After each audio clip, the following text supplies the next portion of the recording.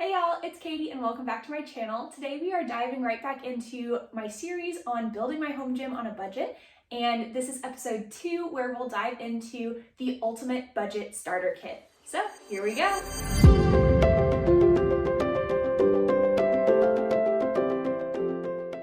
So a lot of these items I actually piecemealed together to get certain colors and to be a little picky on some things, but overall today, all these items you can find for under $100 in total. So I'll put links in the description below so you can check those items out.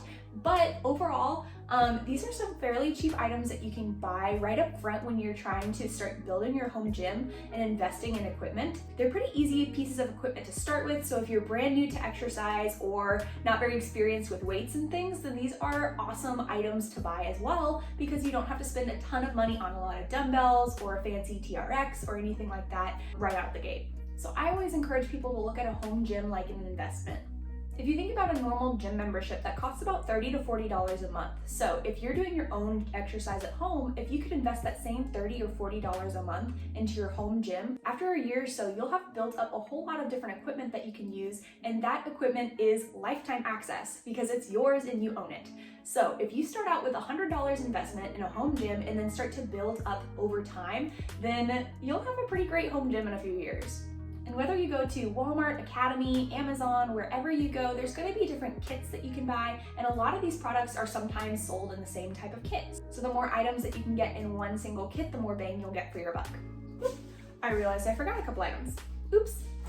So our first item here is bands. The term bands is kind of a blanket term for a lot of different items actually. So let's go ahead and define which type of band we're talking about here. So the first and most common one people typically think about when they talk about bands are these bands with carabiners and handles that have different attachments that you can put on them. And these are actually not called bands at all. These are technically referred to as tubing because the material that this is made out of is a tube. It's hollow in the middle, and the thickness of the actual rubber determines the thickness and resistance of the band. So this is called resistance tubing. And the most traditional type of band out there is actually this flat band that's not looped at all. So this is an actual resistance band. I'm not actually sure what kind of material this is made out of, but I know that there's latex-free options for this. So a common brand of these is TheraBand. They give these out for physical therapy and things like that. And these are really great for a lot of different exercises. They don't come with handles, so you just have to grip on or loop them around your hand if you want to use these. But these are also a really great and cheap option. The next most common band is these looped bands or infinity bands, and these go in a complete circle. And these are usually looped around the legs, right above the knee, below the knee, ankles, wherever you'd like it. But they're used for a lot of booty work, hence the name booty bands. But they come in these different types of materials too. They come in the same material that this flat band comes in, but they also, I prefer the fabric personally, because they won't scrunch up and roll around on your legs as much. So there are those. The last type of resistance band you'll find are these really large looped bands. And these are used commonly with a lot of different lower body exercises. You can strap them across your back, kind of like a barbell back squat, except for you're using a resistance band instead of a barbell. And you can also use them for pull-up practice and things like that, because these bands are a lot more resistance and a lot thicker and denser than the other types of bands that I've shown you so far. But for beginner exercisers, I would recommend a set like this, where it comes with a couple different resistances of bands. It also comes with carabiners where you can attach handles. There you go, you can see it, it's not against my black shirt. And it comes with different door anchors and ankle holders. So I'll go ahead and pip a video of me using these as well over here. The door anchor just easily sits in the door and you can move it up and down, and you can simulate a whole lot of different cable movements with this as well. So these are really handy to have, especially if you like cable movements at the gym and want to simulate that at home. And the next couple items are just some fun ones to throw in there because they are cheap, easily accessible, portable, and they're easy to store. So first off here, we have some core sliders. These ones I just got at Walmart. These run about $10 a piece. They come with two different sides. They come with a slick plastic surface and a foam surface. Typically, if you're on a carpet, you'll use that harder surface, and that lets you slide across the floor with these. If you are on a wooden surface, then you would put the felt side down, and then you'd be able to slide across the hard surface. So I personally wanted the purple because I absolutely love purple, but you can find these in a ton of different colors online, and they are fairly cheap, especially in those kits. But if you wanted to go the homemade option, then you could just use a towel on any kind of hard surface like tile, hardwood. You could also use some paper plates if you're on carpet, so you don't actually have to have these if you don't want to spend the extra money. And the next one here is some ankle weights. I love ankle weights because they are just a really easy way to add a little extra weight onto things. These specific ankle weights are 3 pounds a piece, and I've been thinking about updating these. A lot of ankle weights nowadays have adjustable weights that you can slide inside little pockets if you want to add or remove any weight. And these are super popular right now with reformer-inspired Pilates floor workouts. You can put these on your wrists, on your ankles, and you can go to town with different endurance movements. Even if you're doing normal core work and you want to add a little bit of intensity onto your crunches, your leg drops, whatever that is, you can just put these bad boys on and go to town. So these would not be a really great option for travel because they obviously add weight to your suitcase, but some of these other options are super lightweight and you can just throw in a suitcase really easily for travel too. The next one here is pretty obvious, but when we get caught up in the world of fitness, we kind of forget about the obvious ones sometimes. This is a jump rope, duh. And jump ropes are really nice and really easy to just carry around and have an extra form of cardio on hand. So if you come to the gym and you're expecting to do a cardio workout and every piece of cardio equipment is taken, what are you gonna do? You can try to go running outside, you can run if there's a track at your gym, or you could just pull out your jump rope and automatically have something to do.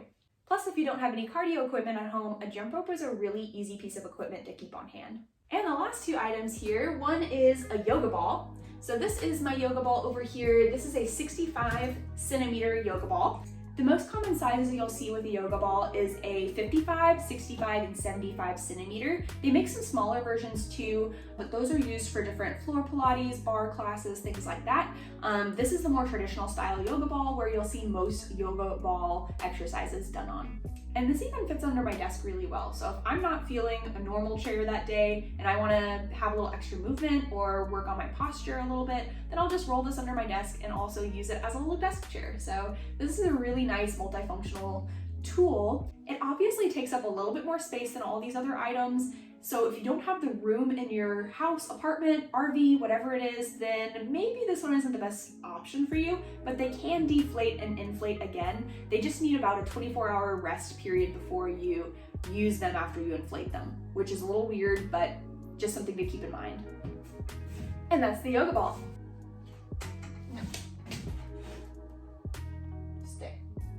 And last but not least, a mirror is super important to keep on hand too because you're able to sit there and watch your form, make sure that you're doing things properly while you're exercising. This one specifically has an over-the-door feature so you can prop it over your door. Like I have my door right next to my gym space, so it works out really well. You can also just prop this against the wall so that when you're doing floor exercises, you can still see yourself. And these types of mirrors you can get for as little as $5. I got this one at Walmart for $5 and it was super easy and cheap just to add the little door hooks on top and go to town there. So like I said at the beginning of the video, all of these items are fairly cheap. Everything that I've shown you except for a couple of the bands. Specifically the resistance tubing, the booty bands, sliders, ankle weights, jump rope, mirror, and yoga ball. You can get all of those in under $100. Unless you decide to piecemeal it like I did so I could get pretty colors. And these are all the items that I recommend to my clients when they first start doing workouts at home because these are just super simple items to get accustomed with and to start with, especially if you don't want to buy a bunch of dumbbells or things like that yet, because dumbbells and kettlebells and weights in general can be very expensive, especially right now. Normally a weight costs about double its poundage, so if you bought a set of 10-pound dumbbells, that would cost you about $40. Right now that's running even more expensive than normal, so if you're not ready to invest in a bunch of different weights and adjustable dumbbells and super expensive items like that, then these are really great options to start with, especially because there's so many different variations and exercises that you can do with them.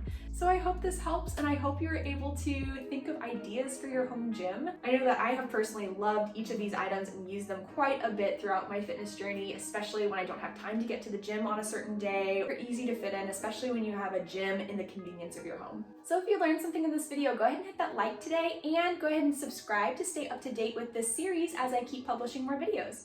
Otherwise, stay healthy and I'll see you later. Bye!